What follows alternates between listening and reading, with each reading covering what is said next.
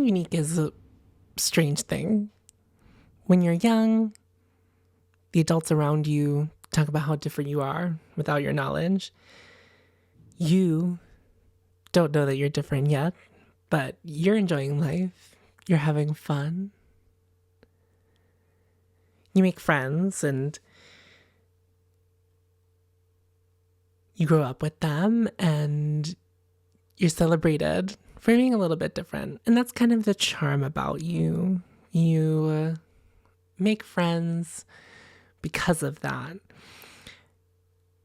And then as you grow older, your friends start seeing the unique things about you as bad things because they're not normal things. And then when that starts happening, things get dark. Things get very dark. Because you don't really understand why people don't like you anymore or have grown apart from you, because not that long ago, these people were your friends and celebrating you. But now you're othered. You're othered for your uniqueness. And it hurts. And you have to find your own way. And that's pretty difficult. I'm talking middle school years, right? Because then you're being othered and people start telling you why you're othered. You're flamboyant. You're sissy. You're gay. Just words that are thrown out at you. Perhaps you're fat.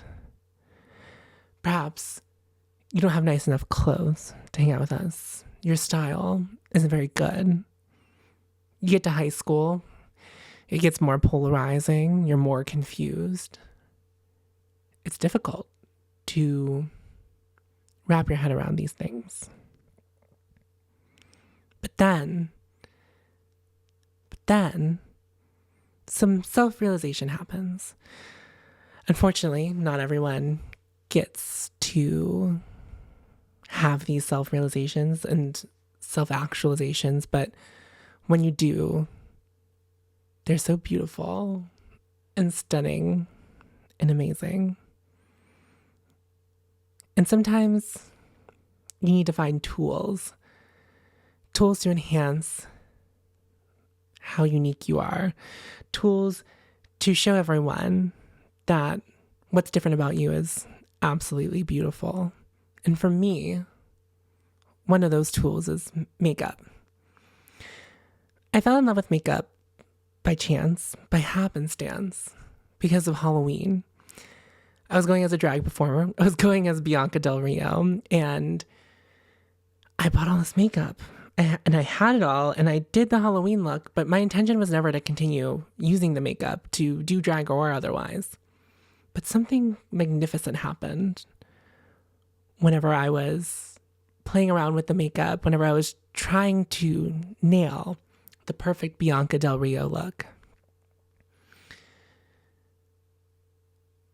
What happened was I fell in love with the process. It wasn't about the makeup, it was the act of putting makeup on.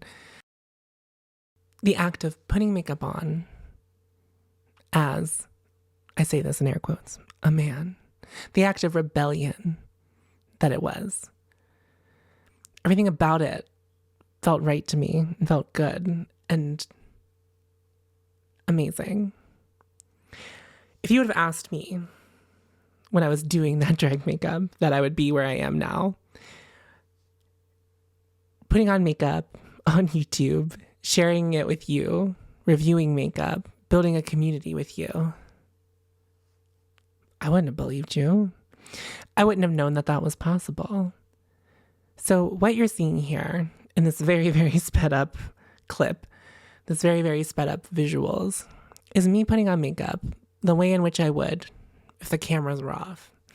If I had all the time in the world, nowhere to be, nothing to record, just if I was playing with my makeup and diving into it without having to tell anyone what I was doing or talk about the quality of the products, just playing my music, singing along, enjoying myself. And that is what I would consider to be makeup therapy to me. The journey with my makeup it had some ups and downs. People really didn't like that I was putting on makeup, including an employer. And I got complaints through that employer that people didn't like the fact that I was wearing makeup, and they complained to corporate, the trickle-down effect. But that didn't stop me. There was something about makeup that was more important than that. I knew that my relationship with makeup was maybe something bigger than just wearing it to work. And the act of it being the therapeutic part was the part that made me do it more, because I wasn't very good at makeup when I started makeup. No one is. And I think that's part of the scary thing about starting a new thing, a new hobby, but using makeup as an example here. The scary thing about trying makeup is that you think that people are going to think you look like a fool and that you are really bad at it. But it's okay to be bad at something, because if the act of putting it on is the best part, and for me, it is, it's not always about the end result. It's about the feeling the makeup, swiping of the brushes, the way it all comes together, thinking it through from the beginning, and then just making an image that was once in your brain come to life on your face. It's just truly, I don't know, there's nothing like it, and I haven't found anything like it. I imagine it's what happens when musicians write a song, or a director gets to direct their films, right? So because I loved the practice of putting on makeup, I eventually got better at it. I got better at it because I learned my face. One of the scary things about doing makeup often is that you are getting very intimate with your face. And that's really uncomfortable for a lot of people. Not everyone can do that. That takes courage, that takes bravery. But it's not really that scary once you learn it, because that's your face. And your face is perfect without any of this goop on it.